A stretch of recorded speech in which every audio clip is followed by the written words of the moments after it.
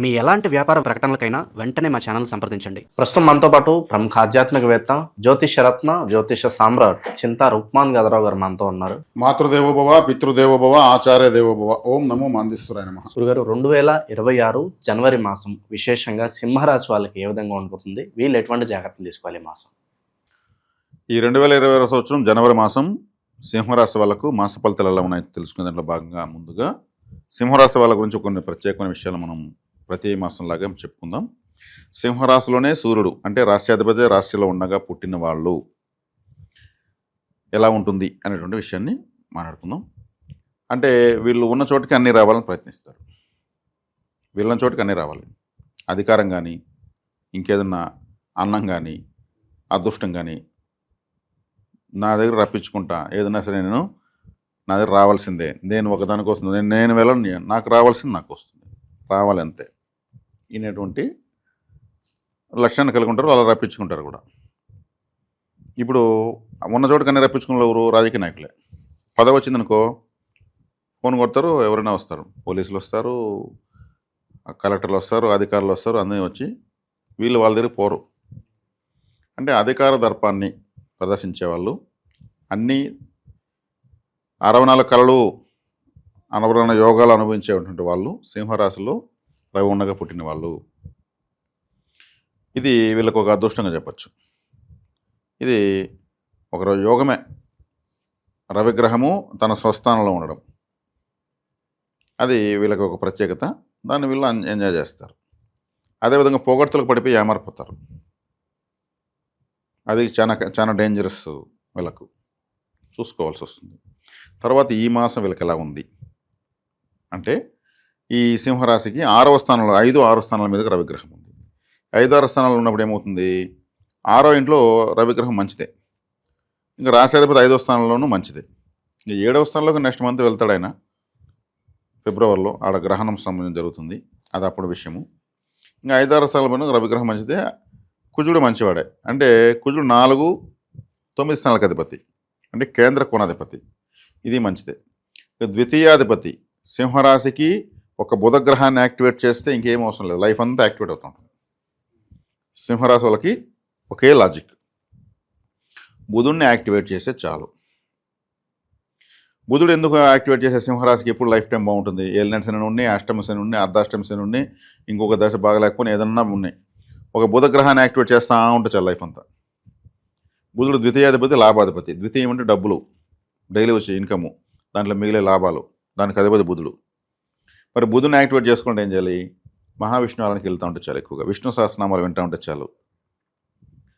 విష్ణు సహస్రనామం వింటూ ఉంటే చాలు, వీళ్ళు ఆటోమేటిక్గా డెవలప్ అవుతూనే ఉంటారు. మహావిష్ణు ఆలయాలు ఎక్కువ సందర్శించాలి. మన మదురై తమిళనాడులో ఉంది. మదురై ప్రాంతంలో కళ్ళలగర్ అనే ఒక ఆలయం ఉంది. కళ్ళలగర్ మహావిష్ణు ఆలయం. ఆలయం రేవతి నక్షత్రానికి యాక్టివేషన్ నక్షత్రం టెంపుల్. ఆ టెంపుల్కి వెళ్ళి రావచ్చు. తిరుమలకు వెళ్ళి రావచ్చు. ఇంకా అనంత పద్మనాభ స్వామి, ఇంకా ఎక్కడో ఎన్నెన్నో మహావిష్ణు ఆలయాలు ఉంటాయి. బద్రీనాథ్, మనకు దగ్గరలో ఉన్న ఆలయాలకు వెళ్ళి రావచ్చు. దూరంగా ఉన్న ఆలయాలకు పోయి వచ్చేస్తాము, వెళ్ళి రావచ్చు. బుధుడు యాక్టివేట్ చేయాలంతే. ఇంకా వీళ్ళకు రాశి ఫలితాలు అవసరం లేదు, ఇంకో ఫలితం అవసరం లేదు, లైఫ్ యాక్టివేట్ అవుతుంటుంది. సింహరాశి వాళ్ళకి ఒక వరం, ఒక గ్రహాన్ని యాక్టివేట్ చేసి లైఫ్ అంతా సెట్ అవుతుందంటే ఒక్క సూక్ష్మం. అంటే డబ్బు వస్తే చాలు కదా, లైఫ్ అంతా బాగుంటుంది కదా. ఆ డబ్బు రప్పించే పాయింట్ మహావిష్ణు ఆలయం, బుధగ్రహ యాక్టివేషన్. ఆ బుధుడు కూడా ఉన్నాడు ఇప్పుడు, శుక్రుడు కూడా ఉన్నాడు, కుజుడు కూడా ఉన్నాడు. అంటే ప్రభుత్వ గ్రహం ఇది. ప్రభుత్వ గ్రహంతో మిగతా అధికారులంతా కూడా జరుగుతున్నారు ఇప్పుడు 5వ స్థానంలో 6వ స్థానంలో. కాబట్టి సింహరాశి వాళ్ళకి బాగున్నట్టే. అష్టములో శని ఉన్నాడు, అష్టమ శని ఉన్నాడు. దానికేం బెంబెలెత్తిపోవాల్సిన అవసరం ఏం లేదు. అష్టమ శని ఏం చేసేసేది ఏం లేదు. మామూలుగా ఏలినాటి శనికి ఎక్కువ ప్రాధాన్యత ఇవ్వాలి, కానీ అష్టమ శని అర్ధాష్టమ శని పెద్దగా అంత తీవ్రంగా ఆలోచన అవసరం ఏం లేదు. సప్తమంలో రాహు ఉన్నాడు, దాన్ని కాకుండా సీరియస్ తీసుకోవచ్చు. సప్తమ రాహు మంచోడు కాదు. ఈ సింహరాశికి మొట్టమొదటి బద్ధశత్రువు శని, రాహు, తర్వాత శుక్రుడు. కాబట్టి ఇక్కడ రవిగ్రహం 5-6 స్థానాల్లో ఉండడం మంచిదే. కూడా బుధ శుక్రుడు కుజుడు ఉండడం మంచిదే, ఇబ్బంది ఏం లేదు. ప్రస్తుతానికి గ్రహస్థితి సాఫీగా సాగిపోతూ ఉంది. వీళ్ళు అష్టమ శనికి మాత్రము కాలభైరవ ఆరాధన చేసుకుంటే మంచిది. శివాలయానికి ఎక్కువ వెళ్ళి రావాలి. శివాలయానికి ఎందుకంటే ఈ రాశాధిపతి రవిగ్రహానికి శక్తినిచ్చేటువంటి దేవత పరమేశ్వరుడు. శివ అధిష్టాన దేవత శివుడు రవిగ్రహానికి. చాలామందికి ఆ విషయం తెలీదు. సాక్షాత్తు వెంకటేశ్వర స్వామి హృదయంలో శివలింగాన్ని పెట్టుకున్నాడు. ఆ బొమ్మలో కనిపిస్తుంది. అనంత పద్మనాభ స్వామి కింద శివుని పూజిస్తూ ఉంటాడు. కాబట్టి వీళ్ళు ఎక్కువగా శివకేశవ ఆరాధన చేయడం మంచిది. ఈ రెండు చేస్తే సక్సెస్లోకే పోతారు తప్పితే 1% కూడా వెలువనికి రారు. వీళ్ళు కులదేవత ఆరాధన కంపల్సరీ చేసుకోవాల్సిన రాశి.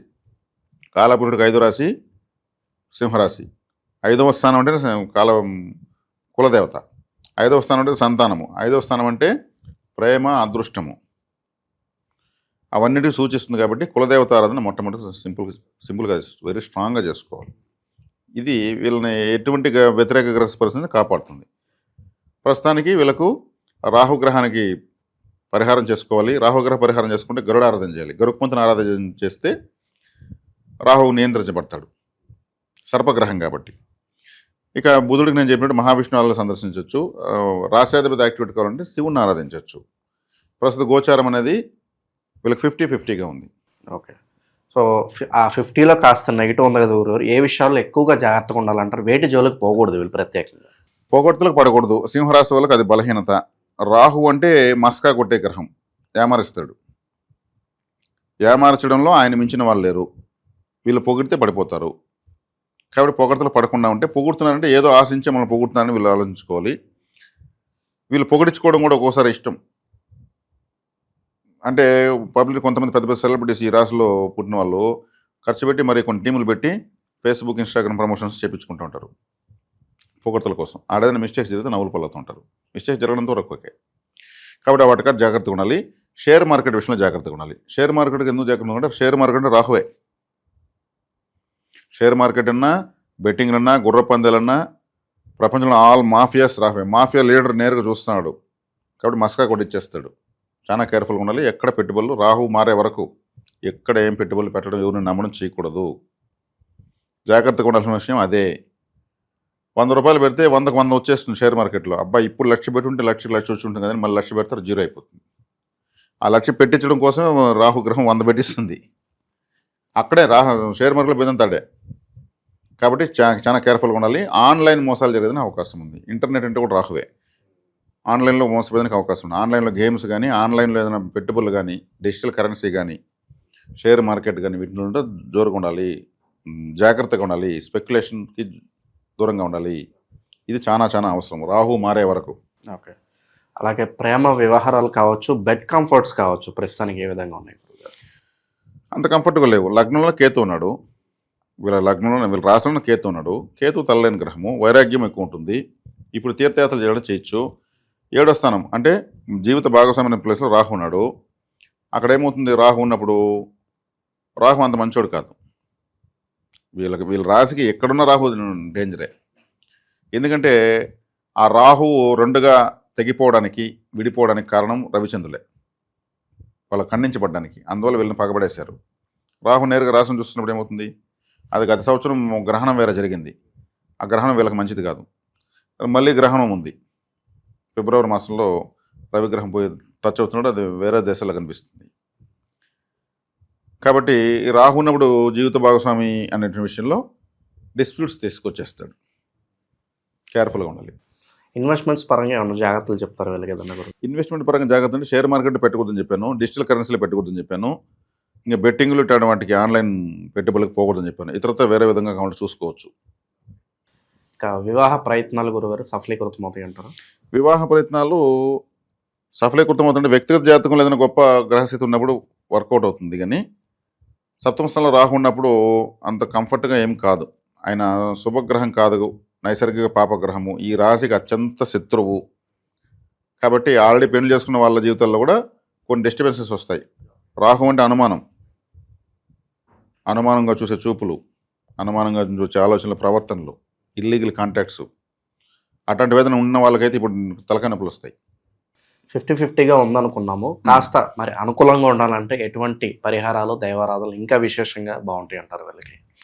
పరిహరాల దైవారాధన అంటే వీళ్ళకు కులదేవత అనేటువంటి పాయింట్లో మనం చెప్పుకొని వచ్చాం. కులదేవత అంటే 5వ రాశి, మేషం నుంచి 5వ రాశి, 5వ స్థానమే కులదేవత. ఎవరికైనా వాళ్ళ రాశి నుంచి 5వ స్థానము కులదేవతను సూచిస్తుంది.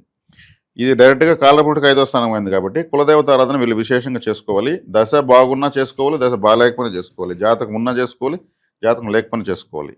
కాబట్టి మనము కులదేవత ఆరాధనకు వీళ్ళకు శంగాలి అనేటువంటి ఈ కర్రలు మనం సపోర్ట్ చేస్తున్నాము. ఈ శంగాలి కర్రలు 3 సైజుల్లో ఉంటాయి. ఇది తెప్పించుకుని పెట్టుకుని చాలు. ఇదేం సంవత్సరం కొనే పని లేదు. ఒకసారి తీసేస్తే తరతరాలకు ఉండిపోతుంది. కులదేవత తెలియని వాళ్ళు, అది కూడా తెలిసిన వాళ్ళైతే పర్లేదు, వాళ్ళకి అవసరం లేదు. తెలియని వాళ్ళే ఎక్కువ ఉన్నారు కాబట్టి ఒక సొల్యూషన్ తీసుకొచ్చాము. ఈ కులదేవత దీన్ని చేసుకోవచ్చు. అదేవిధంగా 7వ స్థానంలో రాహుగ్రహం ఉంది, జన్మస్థానంలో కేతు ఉన్నాడు. సర్పగ్రహాలతో రాశి ప్రభావితం కావించబడుతుంది. కాబట్టి అభయహస్త కరుంగలి గరుడ విగ్రహం ఇది, ప్రాణపశి చేసిన విగ్రహం ఇది. గరుకుమంతుల వారు సర్పదోషాన్ని శాశ్వతంగా నిర్మూలిస్తాడు.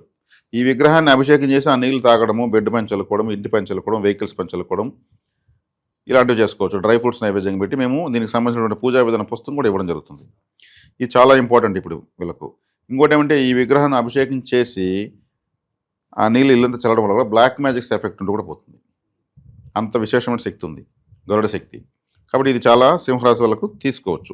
కొనుక్కోగలిగిన వాళ్ళు కొనుక్కోండి, అనవసరంగా రిస్క్ ఎత్తుకోవద్దండి. తీసుకోగలిగిన వాళ్ళు చేసుకోవచ్చు. అదేవిధంగా ఇంకోటి ఏమంటే ఇది కమండలం. ఇది సింహరాశి వాళ్ళకని కాదు, అన్ని రాశుల వాళ్ళకు, సాధన చేసే వాళ్ళకు కరుంగలి వుడ్లో కమండలం ఇలా పెట్టి తపస్సు చేసుకోవాల్సిన వాళ్ళకు, ఇటువైపు ఇలా పెట్టి చేసుకోవాల్సిన వాళ్ళకు ఆసక్తి ఉన్న ఈ కరుంగలి కమండలాన్ని తీసుకోవచ్చు. ఇది కూడా మనమే మొట్టమొదటిసారిగా కరుంగలి వుడ్లో అందిస్తున్నాం. కాబట్టి ఇది కూడా కులదేవత శక్తిని అందిస్తుంది. కాళీ శక్తి చాలా రక్షణగా ఉంటుంది. ఎందుకంటే తపస్సు చేస్తున్నప్పుడు జర్రులు రావచ్చు, చిన్న తేలు రావచ్చు, పాములు రావచ్చు. ఇటువంటిది కర్ర పెట్టుకోవడం వల్ల అవి డైవర్ట్ అవుతాయి దూరంగానే సాధన చేసేటప్పుడు. బల్లులు కూడా ఎత్తున పడుతుంటాయి, ఒక్కోసారి మనం ఉలికి పడతాం. అంటే ఇతర జీవుల నుంచి రక్షణ కోసం అడవుల్లో సాధన చేస్తారు కదా వాళ్ళు, ఇది మంత్రదండంలాగా పనిచేస్తుంది. ఆసక్తి ఉన్న వాళ్ళు తీసుకోవచ్చు. ఓవరాల్గా ఈ రాశి వాళ్ళందరికీ జనవరి మాసం ఎలా ఉంటుంది, భవిష్యత్తు కార్యాచరణ ఏ విధంగా ఉండాలి, చాలా బాగా వివరించారు. ధన్యవాదాలు.